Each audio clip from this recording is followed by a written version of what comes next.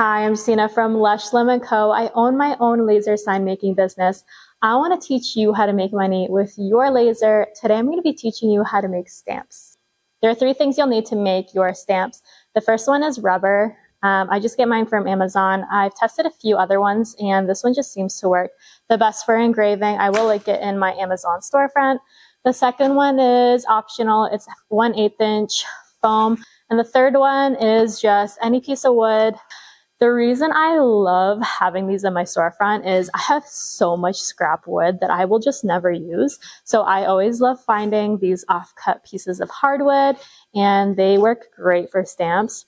I would say the most common size for stamps is about 2.5 inches. Today I'm going to be making an oversized one, which is 4 inch. I'll probably mention this in all of my videos, but my speed and power of my laser won't necessarily reflect what you will use. But as a starting point, if you want to have a ballpark of what you might be using, I have a 130 watt laser. So you might be watching on Instagram Reels. In that case, you want to flip your phone so you can see what I'm doing here. This is the logo I'm working with. I already went ahead and offset all the little details here. I don't want these lines to be too thin. The stamps are pretty good with handling thin things, but the thicker we can get them, the better. So I went ahead and thickened this up, and then I created a box around it, and we're gonna center it and group those together. This is our fill engrave. So by creating this box around here, it will be sure to fill in to engrave everything on the outside rather than engraving the actual letters and the house here. So I have changed this to a fill layer.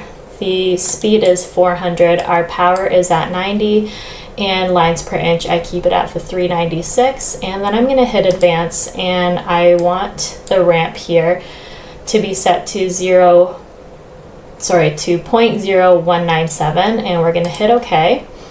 And then we have to create a cut line to cut out our stamp. So in red or whatever color you use to cut, we're gonna center those layered on top of each other. And if this is a line or a cut layer, and I believe these are the correct settings, I will update them if they're not. So 15 for the speed and 50 for the power. And the final step is highlighting this entire thing and mirroring it. Since it's a stamp, it will be inverse, and you want to make sure your stamp is going the correct way. You can now load your rubber into your laser. You will notice when you start engraving, it does create a lot of dust. So you'll just want to make sure that your air assist is on so you don't create any dust going into your lens and possibly cracking or creating a problem. Next, you'll want to take an air compressor or take this to your sink and clean off all the residue. So you could do this on your laser. I just find it way easier to do just with scissors. With your foam, you'll want to cut. Usually I cut a little bit larger than my stamp, and it really doesn't have to be perfect. And I got my adhesive here, and I'm going to put it on my stamp back here. Just some dabs. I use my fingers. So as you see, it's completely covered in that light coating of the silicone. I'm just going to put that on top. So this is just like an old 5-pound weight. So I let this set for usually about 10 hours. It's kind of getting dark here and I'm getting hungry. So I'm going to leave this overnight and come back to it tomorrow and show you the rest of the process. So cutting around your stamp is actually a pretty important part of the process. You might have noticed with stamps that you've seen online or the stamps that you've received that when you go ahead and stamp, you have kind of a box around your actual object. This is usually because there's too much negative space around your stamp. So you want to get as close as you can. I leave about 1/4 inch from the object, and this will just ensure that you're only stamping your object and not creating that ring around it. So let's chat. In a lot of groups and forums, I saw so many things saying to put a foam backer onto stamps, and then a few other people saying that it wasn't necessary. So last night I did go back to the shop and I created 2 stamps. I created one with a foam backer and one without. And I just tested them, and it's literally the exact same thing. As long as your piece of wood is flat and you've cut out around your stamp, It's virtually the same thing. So we're gonna take out that foam step because it's a big waste of time.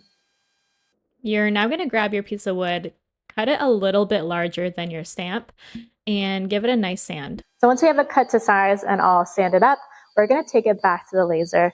I'm going to engrave the logo onto the front of the wood so that our customer can see what they're stamping. For my engraving, I used a 200 speed and a 15 power. Adhering your rubber to your wood block, very easy. Obviously, you don't want to stick it on this side.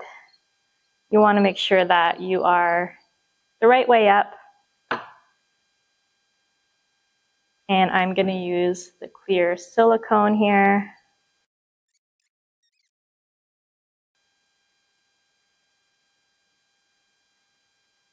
I'm going to go ahead and put this stamp side down, and I'm going to put my weight on it. Hope this video was informative. If you have any questions, please reach out to me. I love answering all of your questions, and hopefully you can add this new item to your shop and grow your business.